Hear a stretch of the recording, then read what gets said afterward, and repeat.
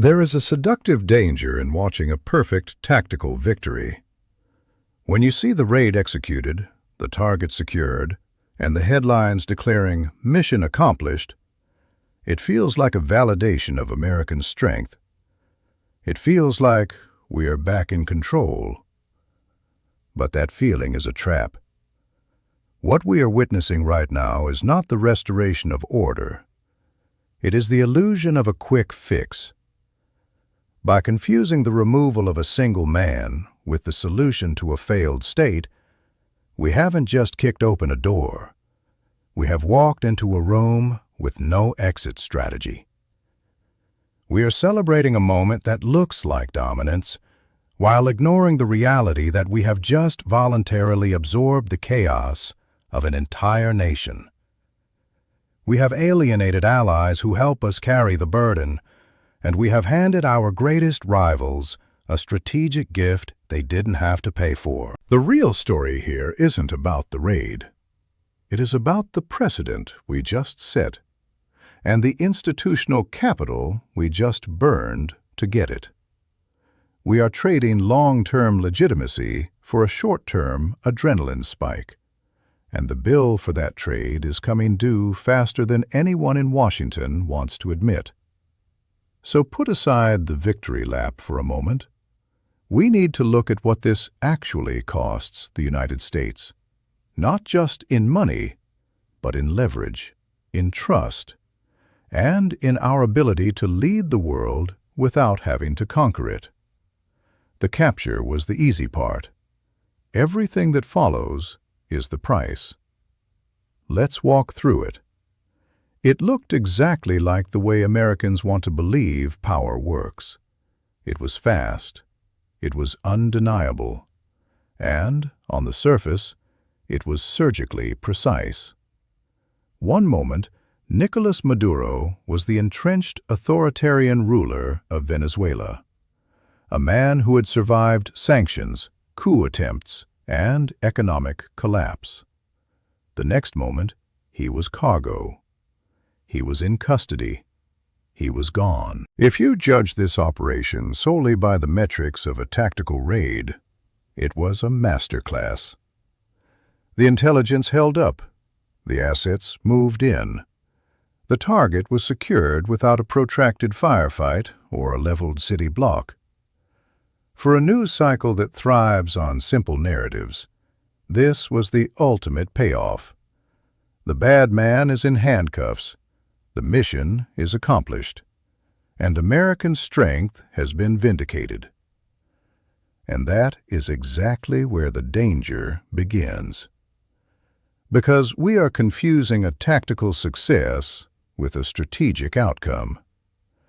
We are confusing the removal of a symbol with the control of a system. The celebrations we are seeing, the triumphant headlines, the assertive rhetoric coming out of Washington, are based on a fundamental misunderstanding of what a state actually is and what happens when you decapitate one. The assumption driving this entire operation was that the Venezuelan regime was a person. The logic was linear. Maduro is the problem. Therefore, if you remove Maduro, you remove the problem. It treats geopolitics like a game of chess where taking the king ends the match. But nation-states, even failing ones, are not chessboards. They are ecosystems. They are vast, tangled networks of patronage, military command structures, criminal enterprises, and bureaucratic inertia. Maduro was not holding that system together by himself. He was the face of a coalition. He was the broker between the military high command, the intelligence services, the criminal cartels moving narcotics north, and the foreign stakeholders in Moscow, Beijing, and Havana.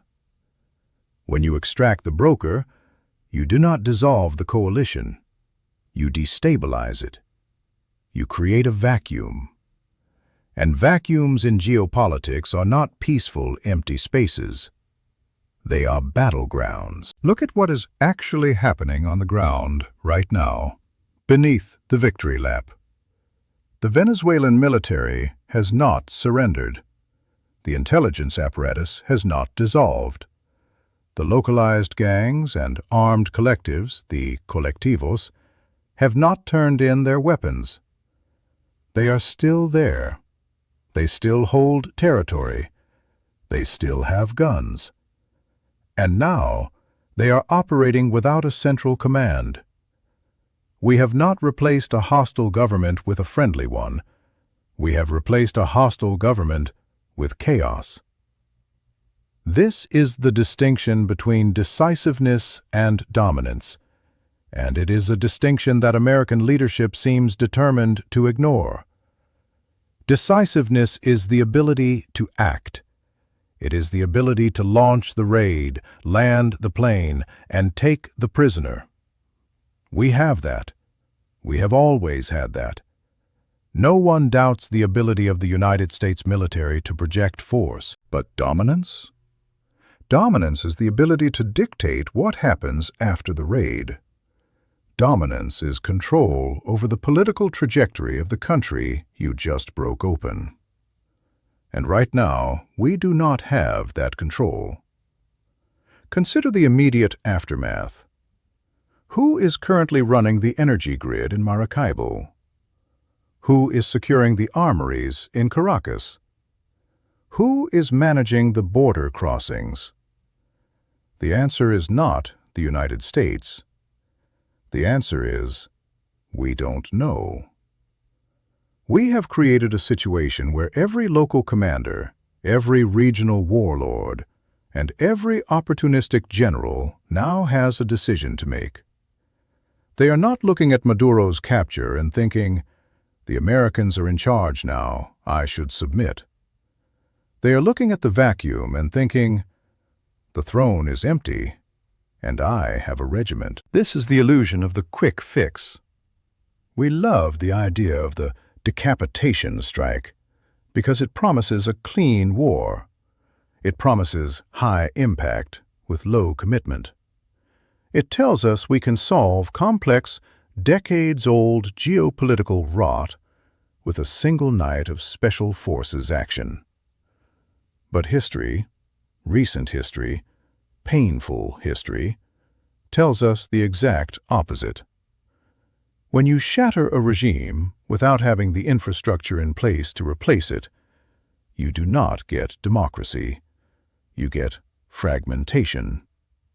You get a dozen smaller, hungrier factions fighting for the scraps of power. And unlike a centralized state, you cannot negotiate with fragmentation. You cannot sanction fragmentation. You cannot deter fragmentation. We have traded a known adversary for an unknown quantity of anarchy, and this is where the narrative of strength begins to buckle. Real strength is not just breaking things. It is the capacity to hold them together. By extracting Maduro without a functional, pre-positioned transition plan that the Venezuelan military had agreed to, we have effectively fired a starting pistol for a civil conflict in our own hemisphere. We are already seeing the first cracks in the mission accomplished story. The swift transition to a friendly interim government hasn't happened. The mass defections of the military brass haven't materialized on the scale promised. Instead, we are seeing silence. We are seeing a wait-and-see approach from the power brokers in Caracas. That silence is not submission. That silence is calculation. They are calculating because they know something the American public is just beginning to suspect. The United States has initiated a sequence of events it cannot fully control. We have undoubtedly demonstrated our reach. We have proven that no one is untouchable. But reach is not the same as governance. The raid was the easy part. The raid was the moment of maximum clarity. Everything that follows is the fog. So, as the footage of the capture plays on loop, and the pundits praise the boldness of the decision, I want you to look closer at what isn't being shown. Look at the institutions that remain. Look at the armed men who are not in custody. Look at the scale of the country that has just been beheaded but not subdued. We haven't finished the story. We haven't even reached the middle. We have simply kicked open a door into a room we haven't bothered to map, assuming that because we kicked it hard enough, everyone inside would obey. That is not just arrogance. That is a strategic liability. And it means that this victory is not an endpoint. It is an opening move in a game that just got infinitely more dangerous. Now, we need to strip away the optics and ask the uncomfortable question. The question isn't, how impressive was the operation? The question is, who is now forced to move, and who gets the luxury of waiting?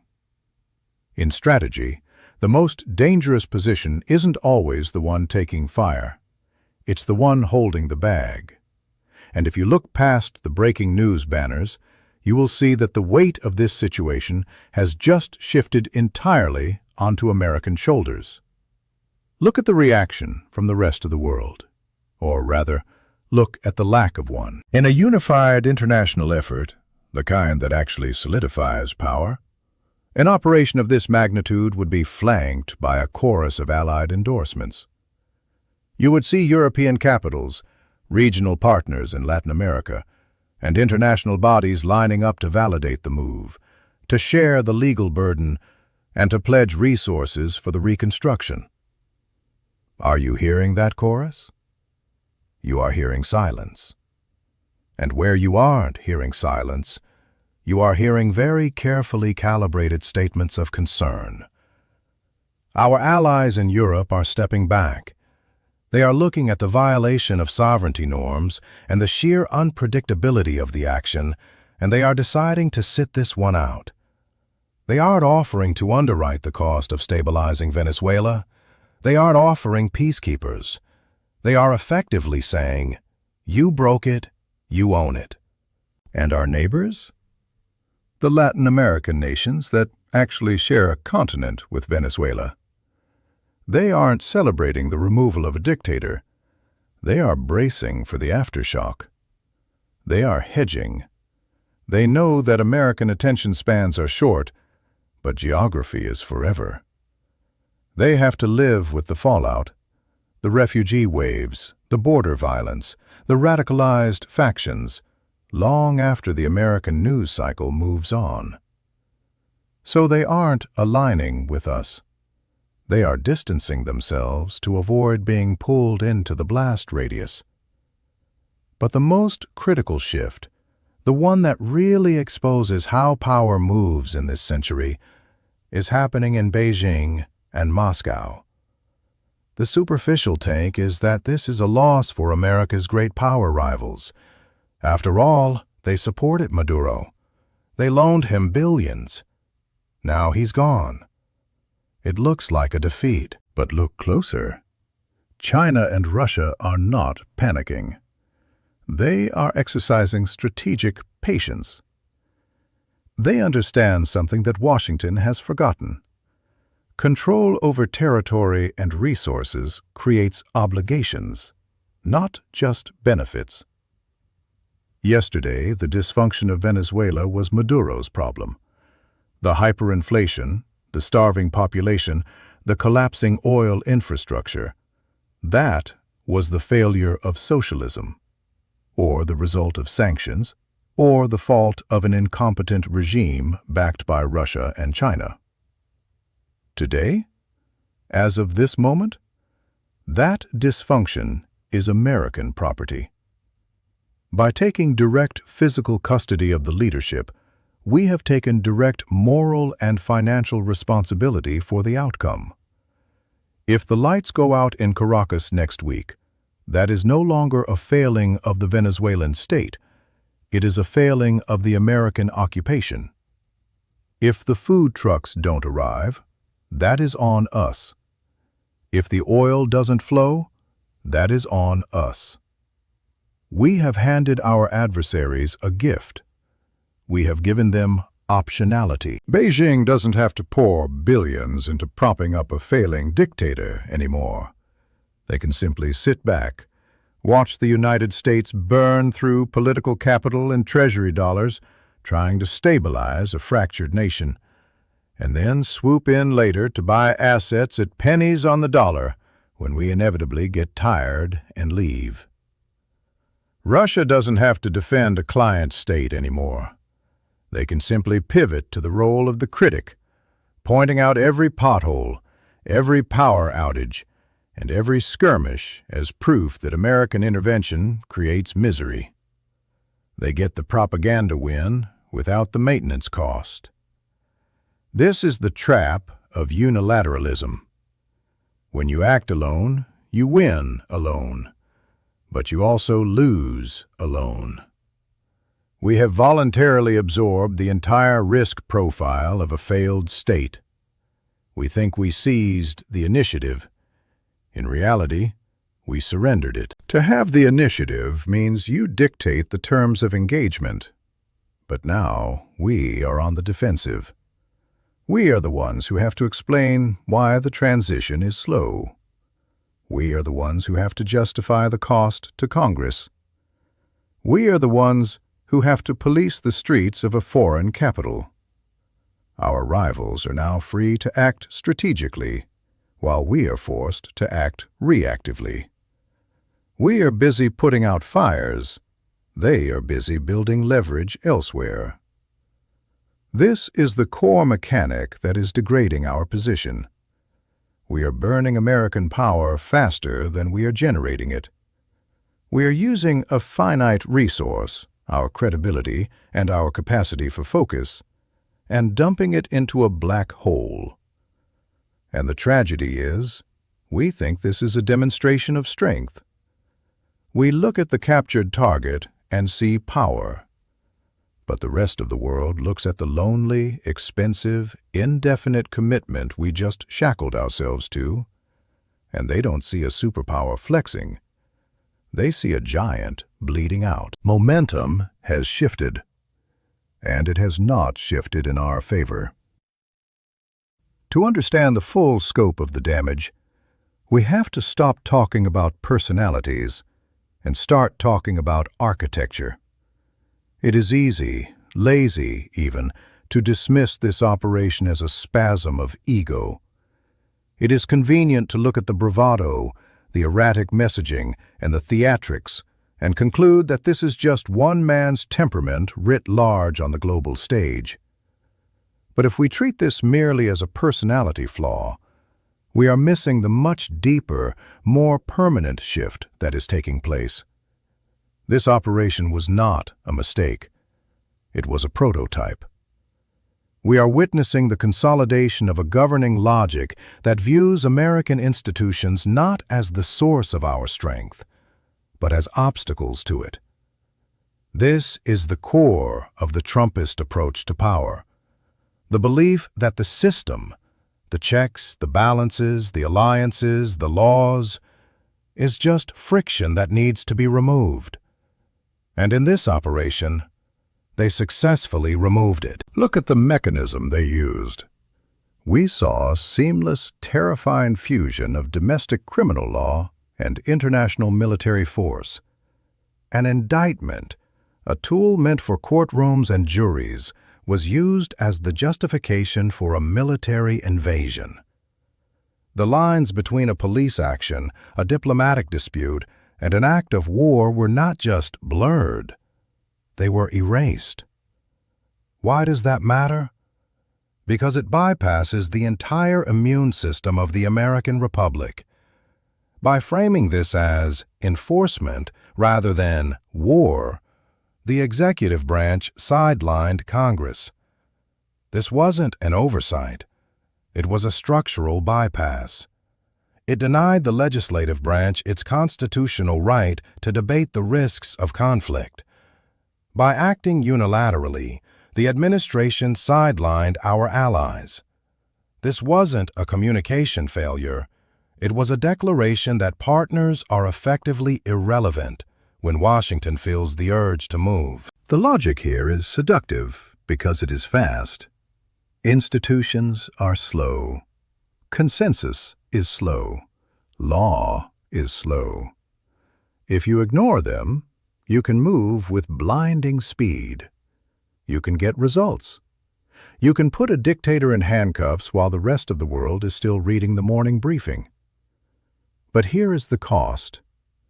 You are stripping the insulation off the wires of American power. The United States became the world's dominant superpower not just because we had the biggest guns, but because we had the most predictable system. Our allies trusted us because we were bound by rules. Our enemies respected us because our actions were deliberate, not impulsive.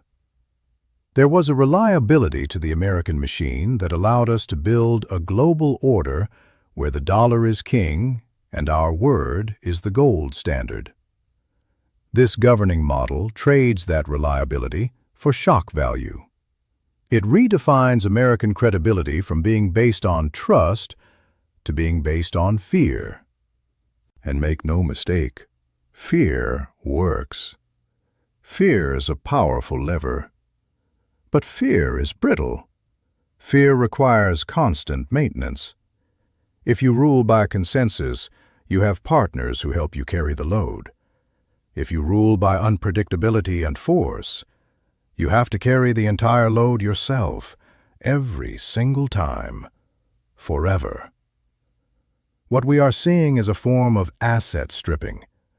This administration is treating institutional credibility like a savings account that can be raided to pay for short-term wins. Every time we bypass Congress, we weaken the democratic mandate that makes our military actions legitimate. Every time we blindside an ally, we withdraw from the account of diplomatic goodwill that took 70 years to build. Every time we use a SEAL team to solve a diplomatic problem, we normalize the idea that force is the first option, not the last resort. So yes, the operation worked. But it worked in the same way that burning your furniture works to heat your house. It generates immediate heat. It solves the problem of the cold right now. But you are destroying the infrastructure of your home to do it.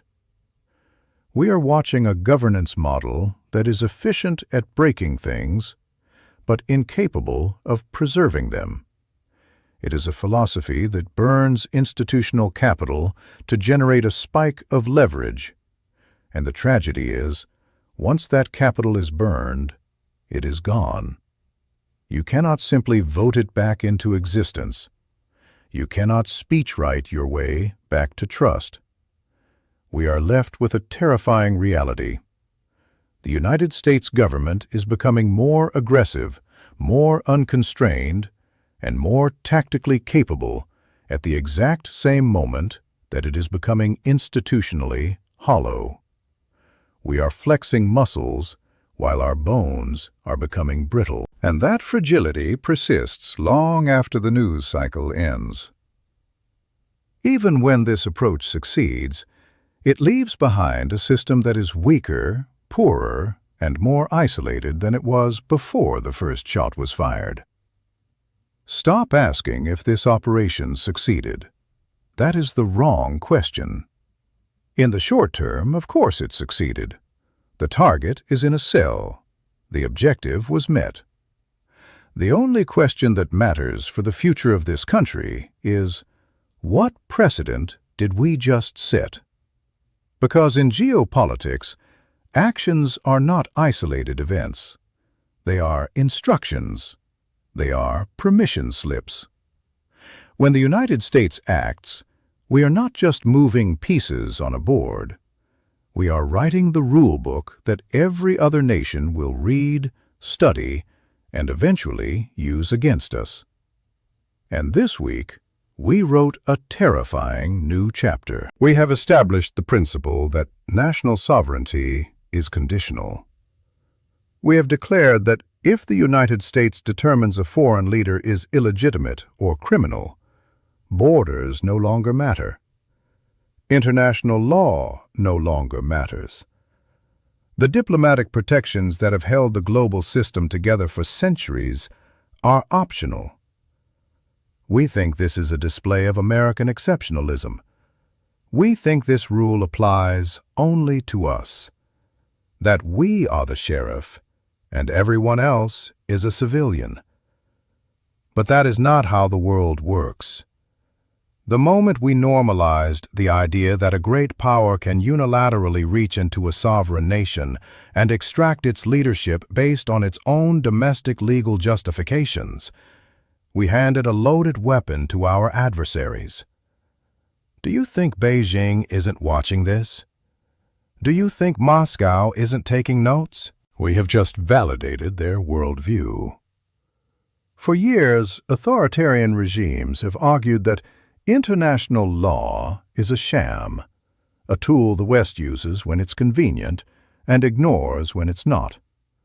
By acting this way, we didn't just prove them right, we gave them a license to escalate. Imagine the scenario 5 years from now. Imagine China decides that a leader in Taiwan, or a critic in Southeast Asia, or a dissident in Europe has violated Chinese domestic security laws. Imagine they launch a surgical operation to extract that person. On what moral ground will the United States stand to object? We cannot cite the inviolability of borders.